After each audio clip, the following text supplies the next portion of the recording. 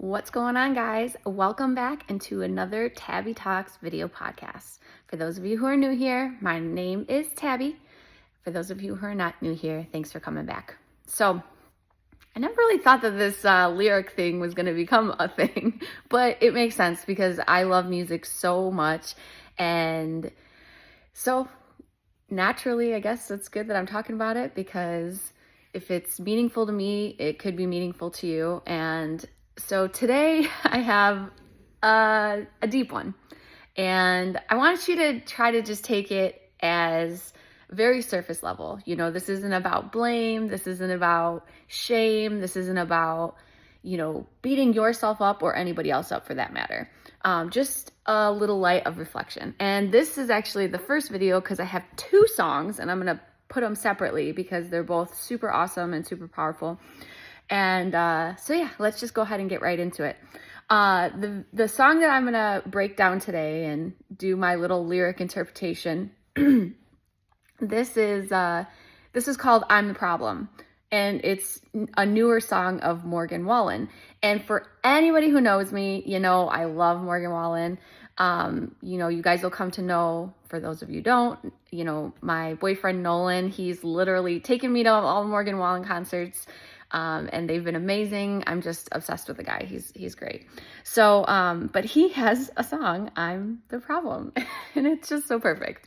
So the song starts, I'm not going to read every single lyric, just the ones that specifically jump out. So go ahead and check out the song, and hopefully you'll see what I'm saying. So he says, "You say I'll never change. And how do you explain ever falling in love with a guy like me in the first place?" And that's part of it. So you say I'll never change. And how do you explain ever falling in love with a guy like me in the first place? So this is that battle between the internal mind and the outside world, right? So he's saying clearly, he's talking about his partner or some girl or whomever that is saying, he's thinking about a conversation that they've previously had. You say I'll never change. First, he's taking that and interpreting it as a bad thing because, I get it. I understand that's the connotation. Somebody tells you, you'll never change. Like, that must be the worst thing in the world. Doesn't mean that it's true. It just means it's what's being reflected back to you. And then he's continuing on with this conversation. I'm going to call it an argument because that's how I hear it. He's continuing on with this argument. And how do you explain ever fallen in love with a guy like me in the first place? So, okay, he's having an argument in his head with somebody, and maybe this is an argument they actually have had, but regardless, he's thinking about it. He's thinking about that, and he's also internalizing it probably to a degree of there's something wrong with me, right? She's saying, how do you ever explain falling in love with a person like me in the first place? He's now in the defensive mode. He's trying to defend himself against her thoughts on him. Let's keep going.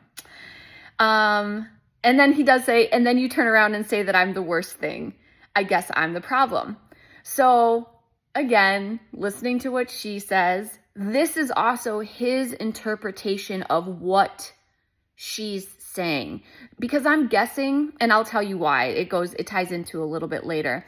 I'm guessing that's what he thinks she thinks. That's what he thinks she thinks. And so she says, he's the worst thing. So he's saying, I guess I'm the problem. And then he says, and you're Miss Never Do No Wrong. If I'm so awful, then why'd you stick around this long?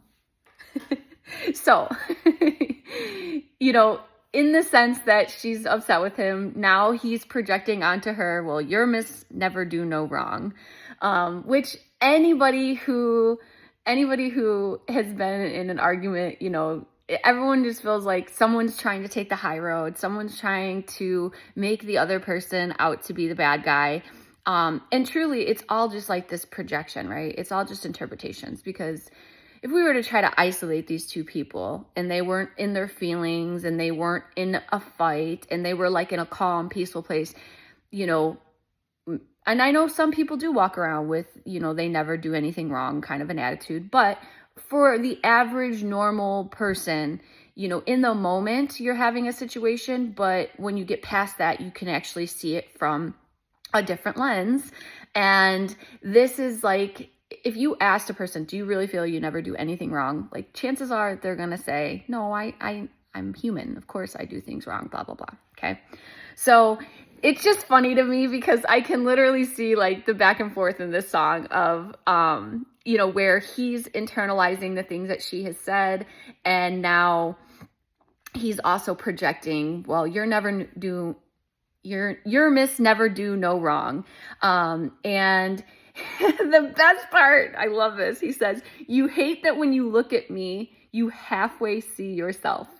So I guess I should have probably done an intro video on like my concepts, but the truth is like the outside world will reflect back to you what you truly believe. It will reflect to you what you truly believe about yourself. It'll reflect back to you what you believe about other people.